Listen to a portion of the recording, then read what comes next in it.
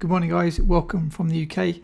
This is a quick follow-up video following my last video on the brand new Voigtlander Color Skopar 28mm f2.8.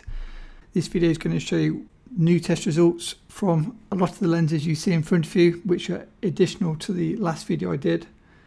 And then another 28mm Color Skopar lens that you may have overlooked, and I do actually think that Voigtlander are spying on me. I'll explain as we get into the video. Hey guys, Matt here from MrLeica.com. So I did another set of testing this morning because I wanted to test more 28mm lenses and 25mm lenses which were not tested in the first video. For example, I was interested to see how the Zeiss Biogon lenses would compare to the Leica Elmarit 28mm and compared to the brand new Voigtlander Skopar 28mm. I did 10 more lenses this morning, a similar test, shooting out the window slightly towards the light, and it's quite interesting results. Tested the Voigtlander Skopar again against the Leica, and this time the light was slightly different and I was shooting a little bit towards the light.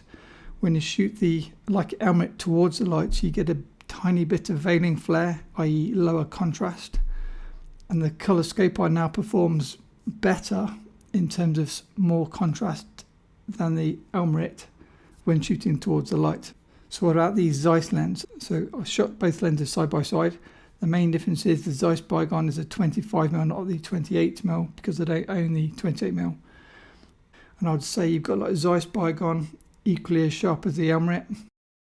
And then in between the two, you've got the brand new Voigtlander Color Skopar. Here's the Zeiss Biogon for size. Here's the Elmarit. The Elmarit's a much nicer size. And there's the Color Skopar, even smaller. Very similar performance from all three. I then wanted to also test vintage lenses, and I was like, there are some small vintage 28mm lenses that I own. How do they compare to the Color Skopar? So first, let's look at the size. So these are vintage lenses, and if I put the Skopar in the middle, it's pretty much similar in terms of super small size. This lens is a Canon 28mm f2.8 LTM lens, Color Skopar. And this is a Voigtlander, no it's not, this one is a Orion-15 28mm f6. All three lenses are very small, and in particular I knew that the Canon was better than the Orion in terms of sharpness, so I shot the Canon versus the Skopar this morning. f2.8, the Canon corners just like fall away to mush. You might like that for like a artistic point of view, but if you want any corner sharpness, don't use the Canon at 2.8. It's also much lower contrast. Sorry, my voice is always terrible. The Canon lens, being a vintage lens, is also a lower contrast photo. Stopping both lenses down, you get decent sharpness from both, but again the Color Skopar is going to look sharper because it's a high contrast lens. Now I also had a small Skopar lens for the Leica system, which has been around way longer than the new 28mm lens. That is the 25mm Snapshot Skopar, this lens. I've got two copies. Next to the Color Skopar, the lenses are pretty similar with the lens hood removed. The Snapshot Skopar might be slightly smaller. It's a 25 f4 versus a 28 2.8. The results from the Snapshot Skopar are again maybe more similar to the Canon in terms of lower contrast, but the sharpness is there. It performs better in the corners than the Canon lens. But if you want a sharp, more modern looking image, more or less corner to corner, the Snapshot, the Color Skopar is the best lens. If you want a more vintage looking photo and you want a small lens, perhaps consider the 28mm Canon LTM or the 25mm f4 Snapshot Skopar.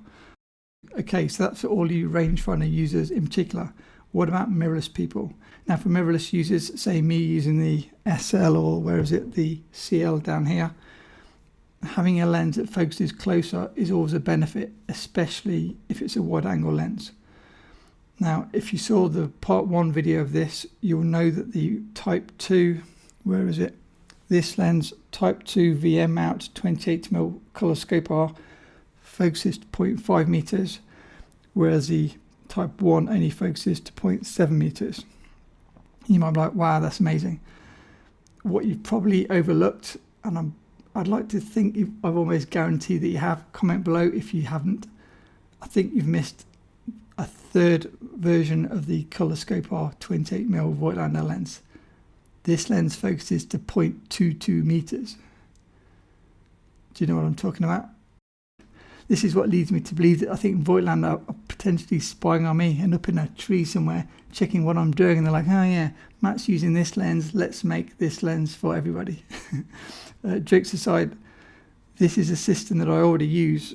I already knew that the Voigtlander 28mm Color Skopar was better than my other lenses. That's why I've been using this crazy setup for the last couple of years. This is the original, albeit earlier version of the Voigtlander Color Skopar 28mm 2.8. It's the SL lens made in Nikon F mount. This lens, as you can see, is a pancake lens. Amazing size if you're a Nikon F shooter, say a Nikon FE2, Nikon FM, FM2. You know, I've got quite a few Nikon lenses, even if I'm normally talking about Leica.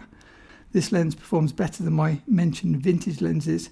For that reason, I was adapting it to a Leica Barnett camera via a Nikon F to Leica screw mount adapter, and then I'd zone focus this to give me high quality photos on a Barnett camera. The problem was it's not the prettiest of setups.